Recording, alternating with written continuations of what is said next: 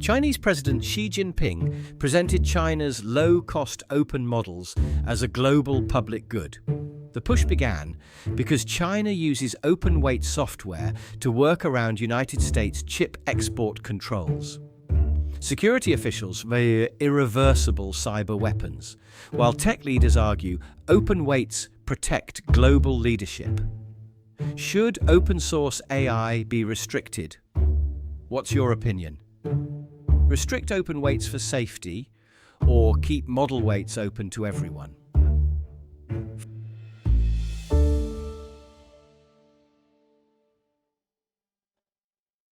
Frontier AI models require immense computer power and specialized chips to train. Chinese models, promoted abroad as open source, are technically open-weight systems. They share the underlying model weights while keeping full training data private. Once weights are published, anyone can download them and strip away safeguards offline. The original creator cannot pull the software back or patch it remotely. Tom, do these security risks justify government release bans?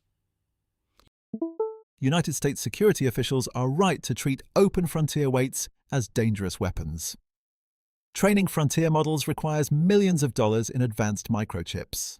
Hardware export controls were designed to keep that capability out of rival hands. When developers publish raw model weights, that entire hardware barrier vanishes overnight. Adversaries get advanced offensive cyber tools at almost zero cost. To put this in context, model weights work like a physical blueprint. Once released, anyone can remove safety filters on an offline laptop. The developer cannot send an emergency update or shut off access. That is why OpenAI restricted its GPT 5.6 cyber model Sol to vetted partners. Governments must step in before irreparable releases enter the wild. Tom argues that open weights bypass hardware controls and allow permanent safety removal. He believes post-release updates cannot fix leaks, so pre-release restrictions are necessary. Emily, how do you see the case against restrictions? Restricting domestic open weights will hand global digital infrastructure directly to foreign rivals. President Xi Jinping presented low-cost Chinese models to international developers for a reason. Emerging markets and independent programmers want flexible, accessible software. If Western models are locked behind government gates, the world will adopt Chinese standards. Furthermore, open systems actually strengthen our collective cybersecurity. Major tech companies like Nvidia and Palantir actively oppose open-weight bans. They know that millions of independent researchers find vulnerabilities faster than closed labs. Open-source foundations like Linux have secured our digital world for decades.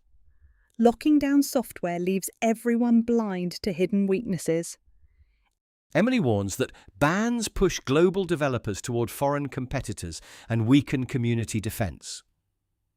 She contends that open collaboration creates faster security testing across digital infrastructure. Tom, your response to Emily? That is a valid observation, but market share cannot come before national security. I agree that foreign open-weight ecosystems are growing rapidly in emerging markets. However, winning developer loyalty is useless if our power grids become vulnerable to automated attack. What we cannot lose sight of is the scale of potential damage. Policy analysts urge mandatory pre-release vetting because frontier models can create autonomous cyber weapons. The United States government already intervened to restrict exports of Anthropic's Claude models over cyber attack risks. When a single model leak is irreversible, pre-release review is the only realistic safety measure. Tom accepts that foreign ecosystems expand, but insists severe infrastructure threats demand government vetting. He points to official export interventions as proof that irreversible harms must be stopped early. Emily, what is your reply? I agree that training advanced models requires massive computing hardware. Hardware bottlenecks are real, but government release licensing creates a worse danger. Dominant labs want frontier models restricted to protect their intellectual property and market power.